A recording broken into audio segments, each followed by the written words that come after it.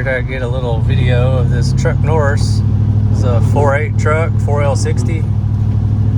A little rainy weather here, but I'm gonna try to do a little bit of stop and go traffic here to get a real life representation of what this how tame it can actually be.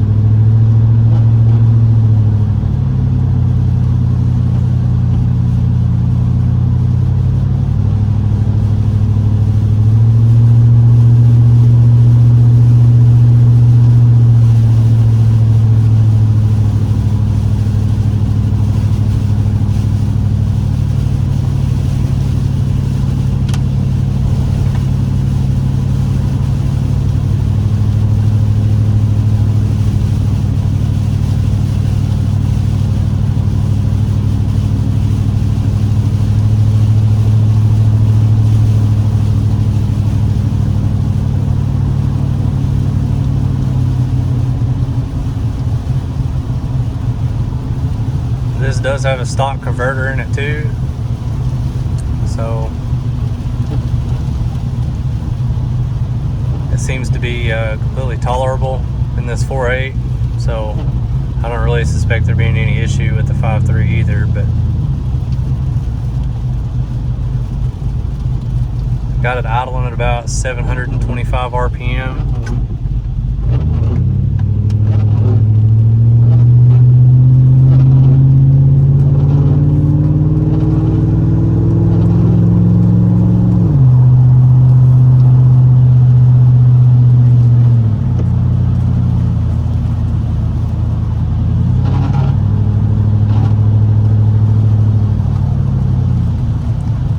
Kentucky roads, bouncy bouncy.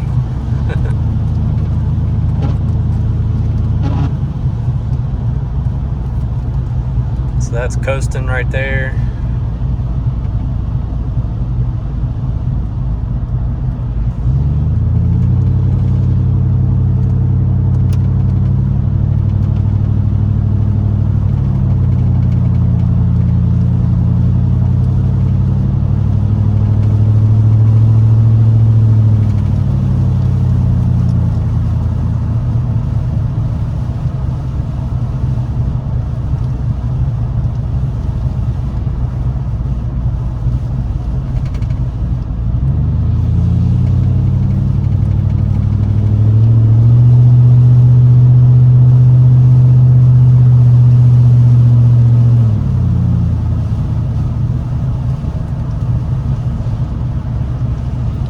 Coasting right there at 1,000 RPMs. The map is around 55 kPa, so there should be plenty of vacuum for brakes and whatnot.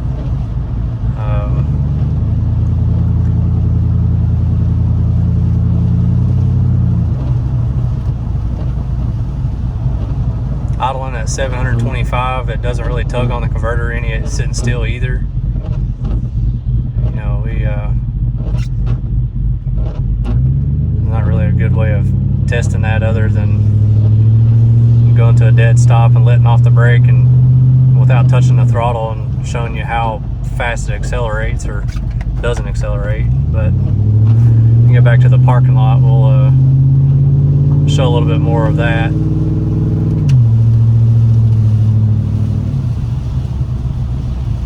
But so far, stock converter 4.8, it's really drivable. There's no issues with this particular truck. So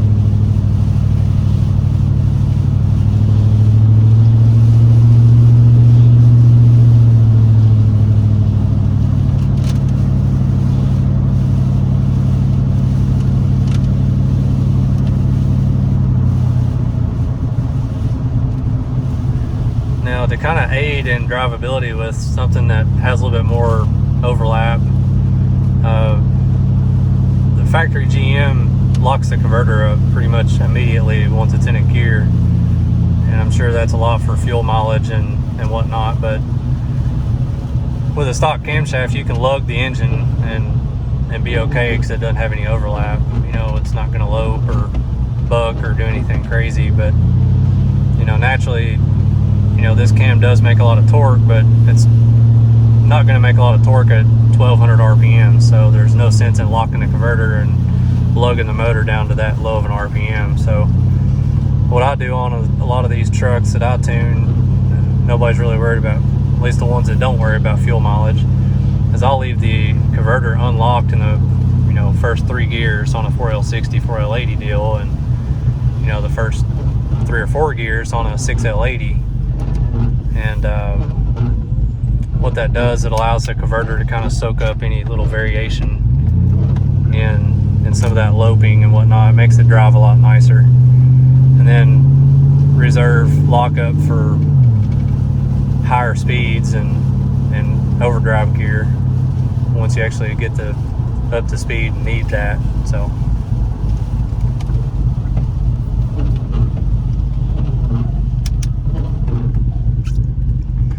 alright, we're in the parking lot here now.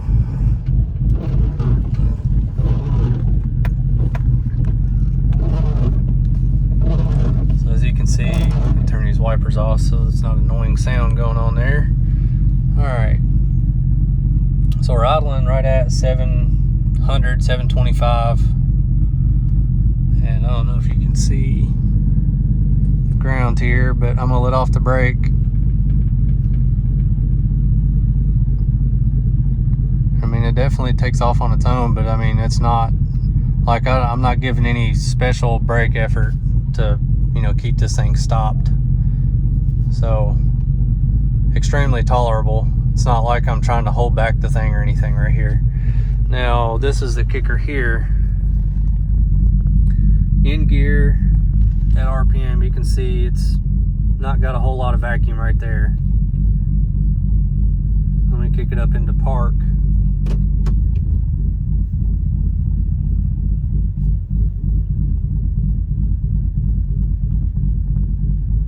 You can see we've got 68, 69 kPa on the vacuum. Barrow today is kind of low too. It's raining outside, so you might get a couple kPa, you know, more than that or less than that, vice versa. But all in all, the truck Norris cam seems to be working perfectly fine in this little 4.8. So I would suspect a 5.3 to have even better manners, simply because it's more cubic inch. It's probably going to draw a little bit more vacuum where it has a little bit more stroke. But that's about all the data that I can give for today. We'll probably try to get one of these cams in a 5.3 or a 6.0, you know, in the near future, and probably repeat this video. But for now, I think that's about it. I'll do a little walk around with some idle clip. I know it's raining outside, but I won't melt, so.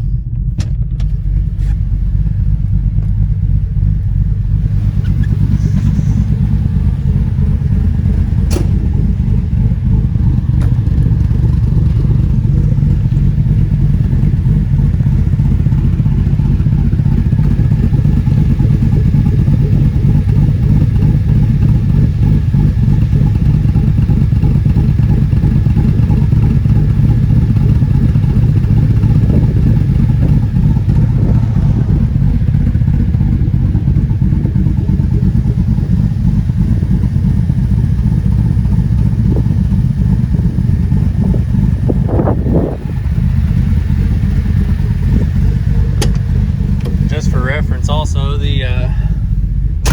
this truck does still have factory manifolds and catalytic converters, so I'd say you guys with long tube headers and a wide pipe probably get a little bit more sound out of it than that. So right now it kind of sounds like it's muffled underwater. But yeah, truck Norris is a go for stock converters, I would say. So I guess with that, over and out.